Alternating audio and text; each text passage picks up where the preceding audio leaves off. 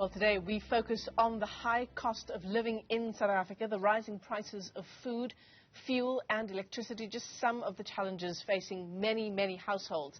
So let's zoom in on the roles and responsibilities of retailers in ensuring that citizens are not taken advantage of. For more on this, we're joined by James Hodge from the Competition Commission. James, it's great to have you with us on the program this morning. And it's gotten to the extent where last week's newspapers were talking about this pressure on consumers now also reaching the middle class, who also can't escape high prices of food, fuel, and of course the resultant costs as well. Yes, I think that's right. I think the biggest focus should be on your lower income households because, when we've looked at food inflation and fuel inflation, those are two massive components of your typical sort of basket of goods that those consumers purchase. So what we found certainly in the last year is that your poorest 10% of households have a 2% higher inflation rate than your richest 10%. And that gap is probably going to widen at the moment as we go into this period.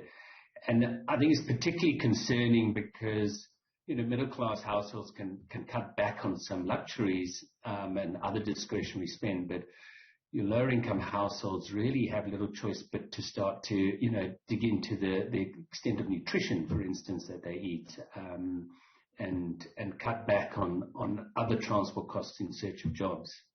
Yeah, it's incredibly worrying, James. But I wonder, what is the role of retailers in the context that you've just painted, when they are also trying to come to grips with the rising cost of fuel, and that cost is obviously translating into goods also being more expensive?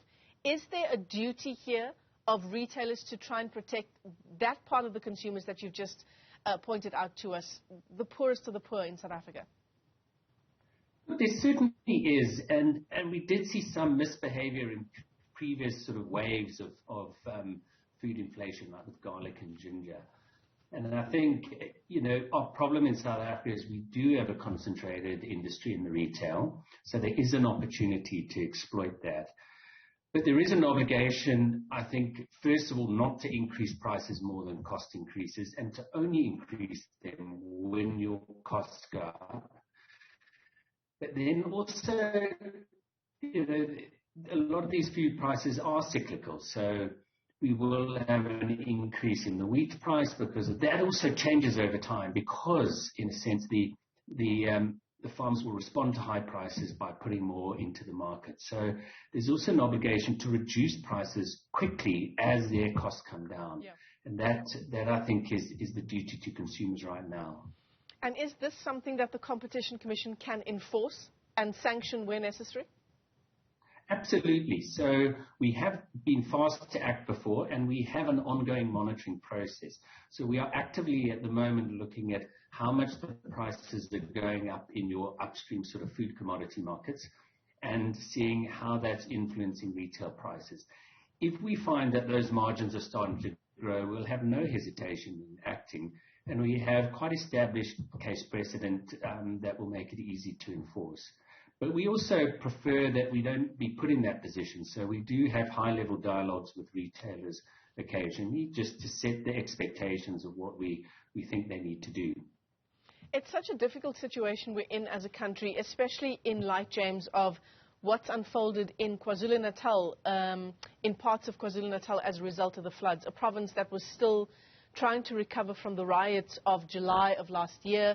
It was also recovering from the impact of COVID-19 on big and mostly small businesses as well, and how their costs in that province are even more than the rest of the country, arguably. For example, insofar as fuel is concerned, people are now having to take alternative routes because of the damage to their own areas.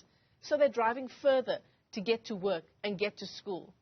In a context like that, James, what kind of high-level conversations would the Competition Commission be having with retailers in an area like that? Well, I think you raised an important issue because, we can worry about the national picture, which is concerning, but you get areas of the country where particular costs are higher and which can be exploited to a greater extent.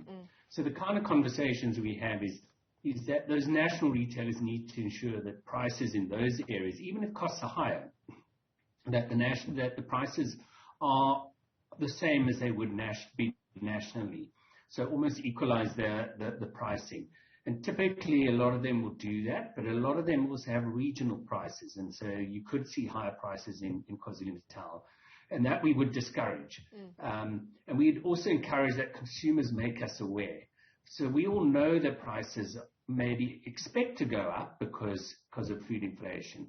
But if consumers in KwaZulu-Natal are seeing particularly sharp increases, raise awareness with us because we're unable to monitor in every local area. And if we get that information, we can approach the national retailers and even local retailers in order to that those increases are not out of line with costs.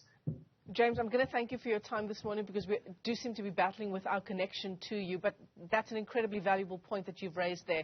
And I think if people do want to flag that with the Competition Commission, they can do so on social media pages. You can also just head on over to the Competition Commission's website if those regional prices, according to what you can see, are out of line with the rest of the country. James Hodge is the Competition Commission's chief economist.